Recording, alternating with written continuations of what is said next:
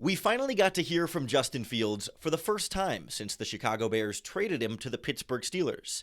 He said he's relieved that the Bears traded him to the Steelers and that Ryan Poles definitely did right by him.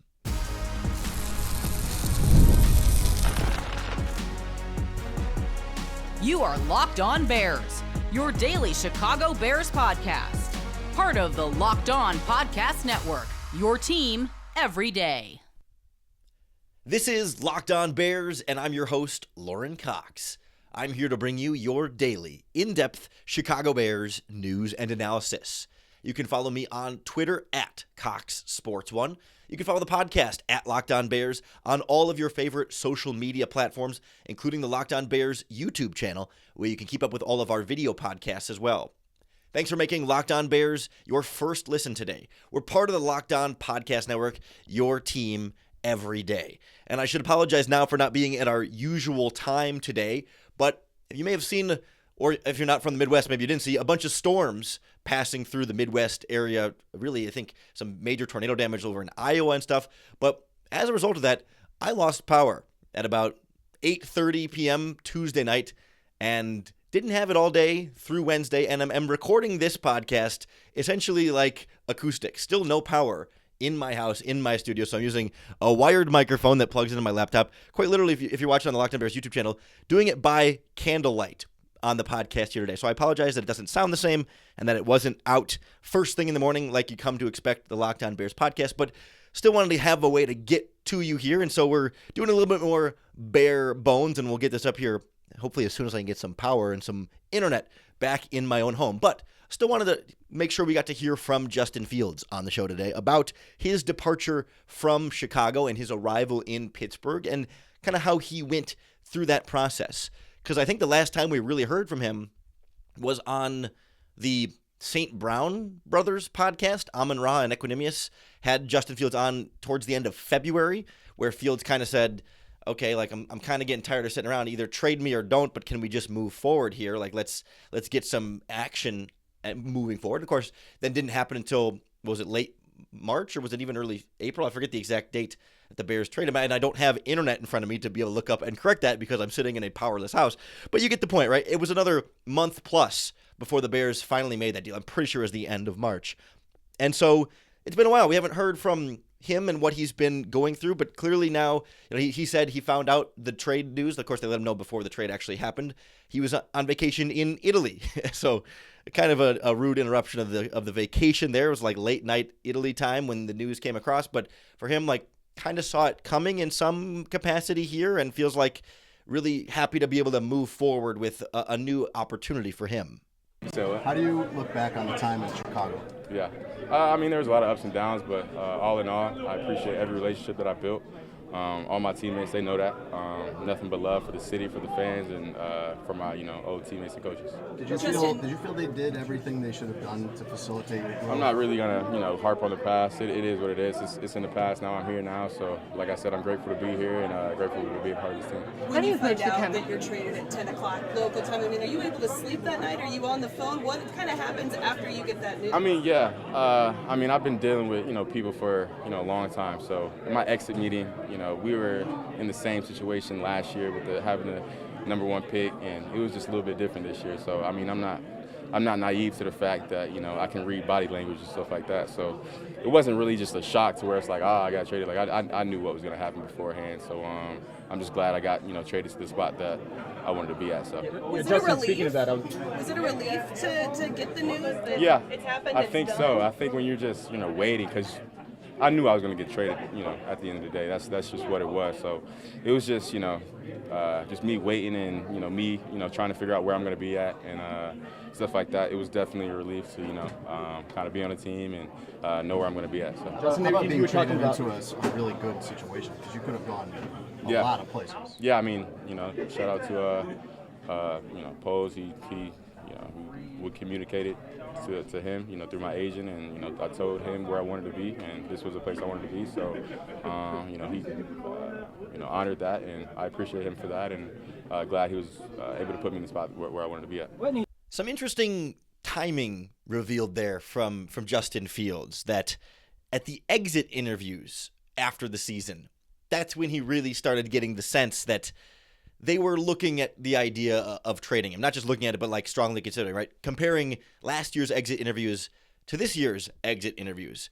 And those exit interviews happened, I think, even before Shane Waldron was hired. I mean, that was part of the delay in the coaching decision, was like the Bears wanted to complete exit interviews first before they decided exactly what they wanted to do on their coaching staff. So we're talking early to mid-January when Justin Fields gets the feeling, the body language, not told explicitly, but the body language feeling from Ryan Poles or Matt Eberflus and whoever was in that interview, gets the feeling like, yeah, this year is different.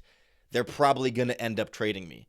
So that's at least a full month before he goes on the Amon-Ra St. Brown, Equanimous St. Brown podcast and says, either trade me or don't, but let's move on here. But I think in his mind then, he already had a feeling or already knew that the Bears were going to trade him. And if his body language reading was correct, then that means at that time, Ryan Poles and company already had a pretty good sense that they were going to take a quarterback, presumably Caleb Williams, with that number 1 overall pick. That, yes, they went into this offseason with an open mind, but I think there was already an inclination there that shaped that exit interview with Justin Fields, that shaped their offensive coordinator interviews and search. I mean, obviously they talked to Cliff Kingsbury in large part because of the Caleb Williams connection there. But I'm guessing it was a more significant part of the Shane Waldron interview than perhaps Eberflus and Poles led on initially. And then throughout this process, they tried to remain very coy about, okay, well, yeah, we're considering our different options and we're looking at the quarterbacks, yes. But I think Poles was trying to, for as long as possible,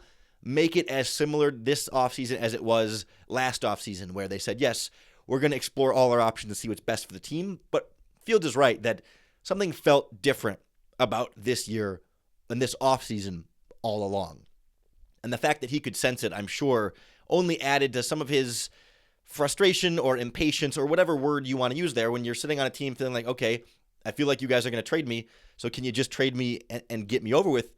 It's a pretty understandable reaction from Justin Fields. And so somewhere along that process, he and his agent let them know that, hey, we would like to go to the Pittsburgh Steelers. But even in another part of the interview there that we didn't play of Fields, he talked about how, he wasn't sure that Pittsburgh was really on the table for them until they traded Kenny Pickett. And then it was like, oh yeah, okay, I'm for sure I'm going to make it to Pittsburgh. That signing Russell Wilson wasn't a dissuading factor for Fields. He said that, like, yeah, no, I still wanted to go to Pittsburgh whether Russell Wilson was here or not.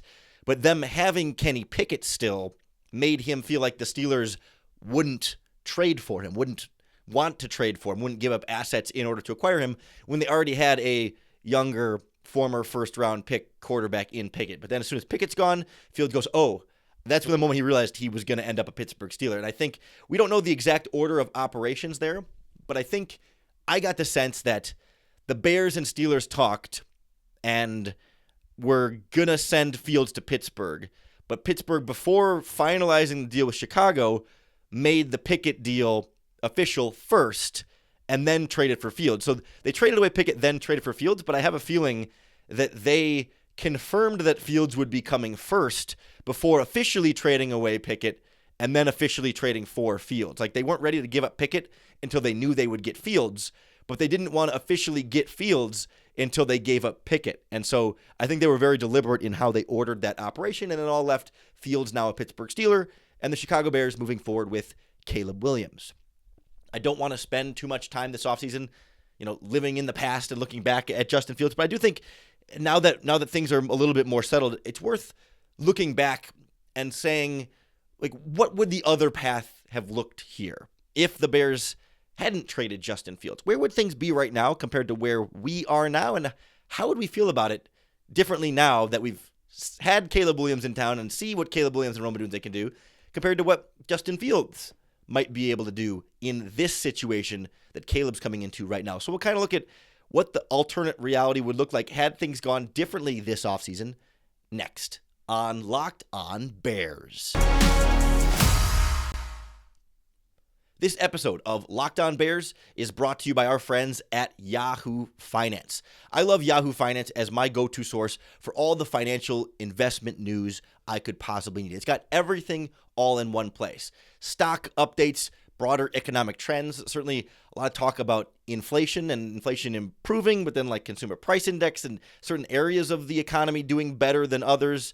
I love being able to have that all in one place at Yahoo Finance to make me the smartest investor I can possibly be. It's cool because you can securely link your brokerage accounts for like one unified view of your wealth. And that comprehensive perspective can be what really sets you apart. And I feel like Yahoo Finance gives me the best ability to look at all of my wealth and all of my assets in its entirety. So for your own sense of comprehensive financial news and analysis, visit the brand behind every great investor, yahoofinance.com. The number one financial destination, yahoofinance.com. That's yahoofinance.com. The Chicago Bears seemed to decide pretty early on in this offseason to move on from Justin Fields and trade him. As far as Justin Fields is concerned, he felt that body language shift right away. So it makes you kind of wonder how life would be different if they hadn't made that decision. If either, hypothetically, it's a different quarterback class and there's not a Caleb Williams for them to fall in love with, or maybe for some reason they don't fall in love with Caleb Williams. They don't see him as good as they do, or something about his game is off-putting to them, or something along those processes. And they say, you know what? For the second year in a row, we are going to trade the number one overall pick and use those assets to build around Justin Fields, around the quarterback position in general. And I think a lot of Bears fans went through this offseason salivating at the idea of that. It's like, yes, you could get Caleb Williams. He could be great, but think about if you traded down again, how much more you could put around Justin Fields and how good Justin Fields could be in that. And I think as we go through this offseason, I'm not sure that the quarterback decision of Fields versus Williams, I don't imagine that changed free agency much, right? I mean, I think the only thing that really changed was the NFL draft. I think like either way, you're still going to trade for Keenan Allen. I mean, you want great receivers, whether it's Fields or Caleb Williams. Either way, you're going to sign somebody like Gerald Everett and DeAndre Swift. Like nothing that they went out of the way to do for Caleb Williams prior to the draft. I don't think any of that would have been much different for Justin Fields. I mean, I guess Fields' salary is slightly lower, I think, than what Caleb Williams' salary is going to be, but then they save some of the money trading him anyway, so I don't even think there's that much of a financial difference there. The main difference is what you get trading down from the number one overall pick instead of keeping it and taking Caleb Williams. And that's the part of this conversation that we can't answer, right? We can't sit here and say, oh man, if the Bears had traded number one and kept Fields, they would have acquired this player and these picks from some team. Right? It's not easy to just project another DJ Moore trade exactly. It probably would have been another like, okay, give us a premium player plus a bunch of your draft picks. But, which player from what team and what team would actually be willing to give up certain players. I mean, even last year, the Carolina Panthers didn't give up, I think Derek Brown was the player the Bears wanted there, but did give up DJ Moore, and that was kind of a negotiation there. The Bears didn't get the number one player of their choosing from the Panthers, but got a player they really liked from the Panthers. So it's like, you might say, oh, they could have got, I don't know, Max Crosby from the Raiders, but maybe the Raiders wouldn't give up Max Crosby in a trade like that. But maybe they would give up Devonta Adams. So then do you not trade for Keenan Allen if you traded for Devonta Adams instead? Or, you know what I mean? Or, you're trading up with the Commanders or the Patriots, and then it's only a couple spots where you're still getting a good player there. It's impossible to do an apples to apples, like here's what would have happened with Fields and here's what would have happened with Caleb Williams. But I do think that regardless of what player or what the exact structure of a number one overall pick trade down would have been, I think there's a couple assumptions we can make, or a couple of paths we can go down here, that certainly they would have acquired another first-round pick, another early first-round pick this year, certainly in the top 15, maybe in the top 5, depending on which team it would have been. So in addition to the 9th overall pick, you would have picked, again, high in this draft, plus, I'm sure, another second-round pick, plus other late-round picks, plus future draft picks.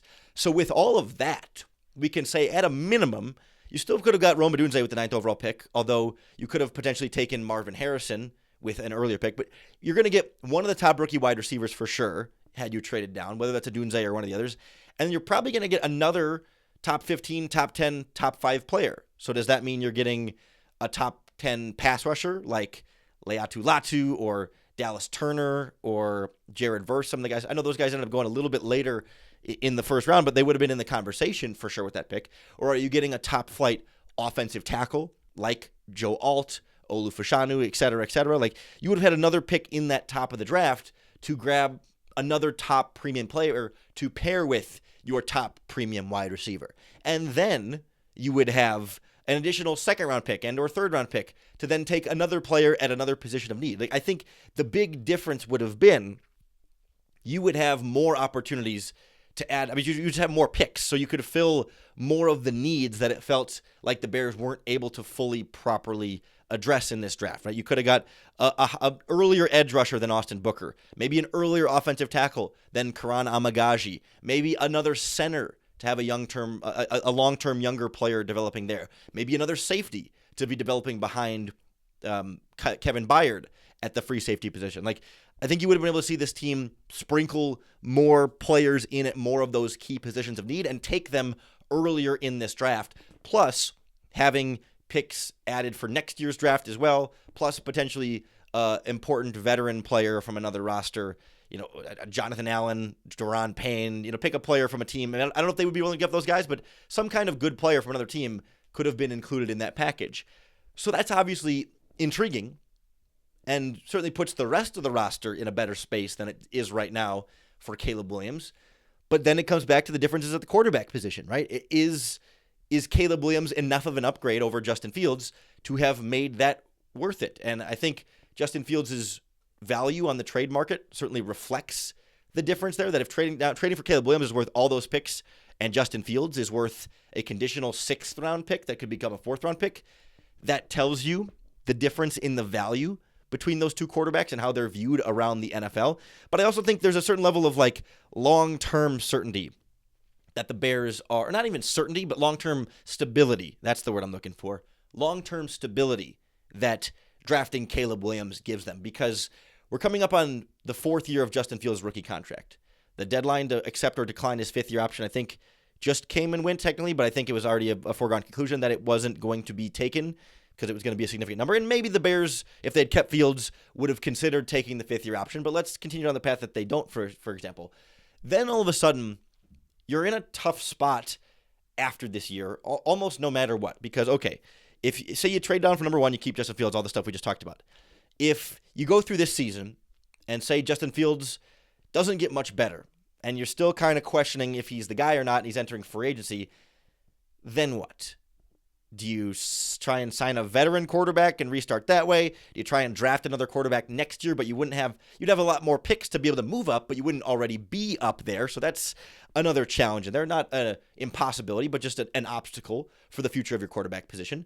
Or if Justin Fields is great with all this great supporting cast and has a really strong season, then okay, do you give him a massive contract extension after one really good year with a really good supporting cast? Like, is that enough to definitively say, yep, he is our guy?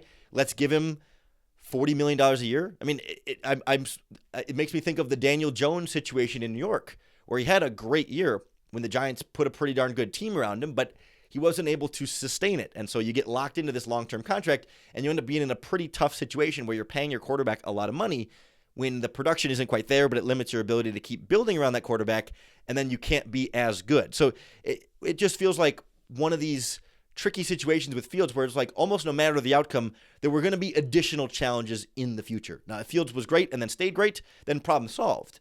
But what percentage chance out of all the outcomes here is that? Like that's a riskier proposition in terms of finding a quarterback option for you than someone like Caleb, who now you have 3-4 years to bring along and develop slowly at an affordable price in a really good situation, right? And I think that's so much of the math that went into this equation for the Bears to decide, yes, as much as we like Justin, Caleb puts us in a better position for long-term flexibility and also gives us a quarterback that, not to make it an afterthought here, but also a quarterback that we like more and believe in more and see an incredible ceiling for that they don't necessarily think Fields can still reach at this stage. So that's where I think it's it's fun to go down the path of what that might look like, and it could be a really fun team with Fields this season, but it does create additional challenges in the future, and I think we're all just relieved to be able to kind of have that stability of like, okay, we're getting Caleb for the next 3 years no matter what, so let's see how this is going to go, and let's get excited about it and get behind it and see what this ultimately will bring for this team. Now we can move ahead into Bears OTAs and put the Justin Fields stuff behind us, and hopefully, I mean, unless something major happens with Justin Fields, we don't need to keep checking back in on him on the podcast, but I just thought this first kind of big update from him since he left was worth checking back in on an old friend in a new place. But now we're on to OTAs, where Caleb Williams is already making fast friends with some of his receivers. We're seeing some highlights, and I want to make sure that we don't get too carried away with all of the glowing stuff that's about to come out about this Bears quarterback. So we'll put OTAs in some perspective here and make sure we don't get too carried away. Next on Locked On Bears.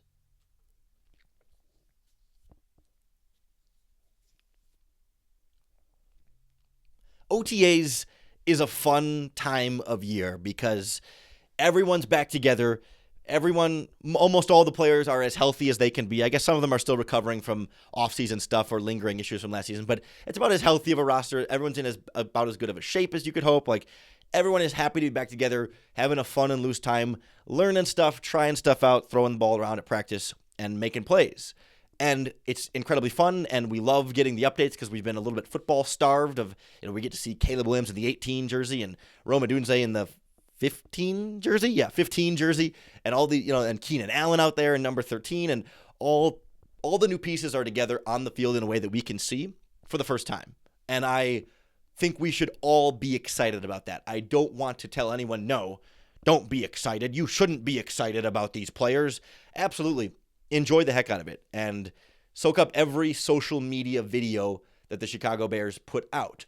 But at the same time, I want to make sure we don't get too carried away either, because OTAs are great, but OTAs are also a time where everyone is super optimistic, everyone is really excited, everything is great, nothing is wrong, there are no problems, there are no issues. Every player is in the best shape of their life. Every player is making great progress. Every player is primed for the best season of their career, and the team is going to go undefeated and win the Super Bowl.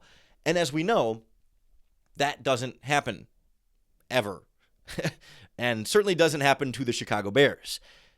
And so I think we need to make sure that we keep OTAs in perspective. Because, for example, the Bears tweeted out a bunch of videos from the first OTAs practice on Wednesday. Actually, I'm cheating this podcast should have been recorded before the Bears tweeted out this video, but I'm taking advantage of my power outage as best I can. And it was a great video of, Caleb Williams rolling out to his left and delivering a pass downfield, and it's right in the hands of Gerald Everett, I think it was, right over the coverage of Kyler Gordon, and it's a beautiful throw. It's got some depth behind it. It's got great placement, and Caleb looks great rolling that way, and just easy flick of the wrist, downfield, good to go. What a fun highlight play to watch. And that's great. But let's make sure we remember that they're not in pads. There's no pass rush. There's no contact allowed. They're running real plays. They're installing real plays, but it's not real game situations. And I don't want to harp on this individual video specifically, but Caleb stands in the pocket and then rolls to his left. It's a long play. It's a scramble drill. He's holding onto the ball for 5, 6, 7 seconds on this rollout, where it's yes, that will happen in football games sometimes, but in practice, coverage is not going to hold up that long. So it's a nice throw, but it's not as though, and we can't even see the route being run, but it's not as though Gerald Everett, blows by and smokes Kyler Gordon here. To me, it's Caleb drops back and then, extends the play, quote unquote, because it's practice and, not like there's actual real pressure there, but takes his time and then kind of flicks it down there. And if Gerald Everett just runs around enough, the coverage can't hold up that long, so he makes a nice catch and it's a nice throw. But I don't see it as directly see, Caleb is going to do this exact thing all the time in games. He might. He very well might and will sometimes, I'm sure. But I don't see this video of OTAs being yes, that's the proof that Caleb Williams is going to be Patrick Mahomes the moment he steps on the field. Great play. It's fun to watch. It's exciting. But let's not make it more than that, right? That's my main plea here. The take is not don't enjoy OTA's highlights. It's don't take OTA's highlights and project them to mean more than cool play at practice that sure was impressive at practice and looked nice at practice. And that is great. And that is worth something on its own. We don't have to make that worth more by making it like representative and predictive of exactly what we're going to see on the field on Sundays. Even beyond just like the videos though, but like the reporting that's going to come out of OTAs, right? We're going to get practice reports about, okay, receivers are getting open, Keenan Allen running well, Caleb Williams throwing well. There wasn't a ball that hit the grass all day. And we're going to see reports, of, and not just Caleb Williams, right? This is not a Caleb specific thing, of Gervon Dexter. I guarantee we're going to hear Gervon Dexter looks to be in the best shape of his career. He looks bigger, he looks stronger, he looks faster, he looks more explosive. He's primed to have a big year as the Bears' 3-technique pass rusher. And that's great that a player looks big, fast, and strong in practice. Again, that has value on its own. We should be glad and celebrate that if Gervon Dexter's, if reports say he's bigger, faster, stronger, whatever, in the best shape of his life. Or same thing for any player, right? I just picked an example, Keenan Allen or whatever. Like, we're going to hear that these players look good. They're running well. They gained 10 pounds of muscle and lost 10 pounds of fat. I mean, all the things we hear. And those things are not useless information. Those things are not valueless or a fool's gold. But, like, let's not make it more than it actually is. It's great if a player looks bigger, faster, and stronger. Let's see what happens when they get pads on, not just at training camp, but then are playing against actual opponents in the regular season. Like, so often this time of year, we talk ourselves into, man, Gervon Dexter's going to have 10 sacks this year on the interior because he's looking big and fast and strong. And boy, all three of these Bears receivers are going to have 1,000 yards this year because they're locked in at OTAs, and all the reports at OTAs are that, they're all dialed in on the same page and getting open and smoking this Bears defense or whatever it's going to be, right? Like, we talk ourselves into really good positive stuff coming out of OTAs means that this season all this other stuff is going to happen. And let's just leave it at, hey, great stuff is coming out of OTAs, and that's really cool, and we should be excited about that. But we don't have to translate that to all this other stuff that it's supposed to mean later on in the season, because it certainly doesn't play out that way all the time or very much of the time. But it's still important to hear how things are going at OTAs, because if things aren't going well at OTAs, that seems like a red flag, right? If Caleb Williams is having trouble picking up the offense, if a player comes in looking out of shape or, weaker or smaller, right? I mean, you don't hear that much anymore, but like if it did, if any of these young players that would need to develop, oh yeah, they came in and they looked sloppy and they didn't look bigger, faster, stronger, like that would be a concern. So it is valuable to be able to be like, yes, okay, great. Check. Player looks big, fast, strong, great. Caleb Williams picking things up quickly, great. Receivers are all in sync on the same page, great. Like those are all things you want to hear and should hear and need to hear and can appreciate and be excited about hearing without making that determine that they're going to be elite, perfect players all season long because of how good they looked in OTAs. We got a lot of offseason ahead of us between now and week 1, and even the team that takes the field week 1 won't be as good or as sharp as the team that takes the field in week 10, week 11, whenever later on this season. So we don't need to get too ahead of ourselves now, even though we're really excited to have some form of Bears football back on our social media feeds and everywhere else. They're wearing the uniform, they're wearing the helmet. It's the players you want to see. Let's enjoy it. Let's just not make it more than it actually is. Hopefully, you've been able to still enjoy this somewhat acoustic version of the Locked On Bears podcast. I mean, I'm talking to a microphone. It's not literally acoustic. I have my computer, just not actually plugged into any sort of electricity anywhere else on this. So hopefully for tomorrow's podcast, we'll be able to have some electricity and be back to more of our normal setup here. But in the meantime, we'll keep doing the podcast this way instead of our usual way, and maybe we'll get some flashlights or something if we have to do another later podcast here. But I appreciate you being patient with me Wednesday morning when the podcast wasn't there, when you were normally hoping for, and hopefully we can get back into the regular swing of things with some better weather. I should have said at the front end, nothing was damaged for me. No one was hurt around me. Just lost power and haven't had power ever since. So I really appreciate you tuning in. Nonetheless, keep making Locked On Bears your first listen today, and hopefully every single day. We'll keep coming back to you throughout this offseason to make sure that you're up to date on all of your big Bears news and analysis. We'll have updates from OTAs throughout the week. I also want to go through some new stat projections for every Bears player that came out from ESPN and kind of look at how they're expecting these players to play and where we think they're on track and where maybe they're missing the mark a little bit. So come on back for that. And of course, whether I've got electricity or not, whether we're doing this podcast by candlelight or not, you can be sure that either way, we'll find time for you to bear down.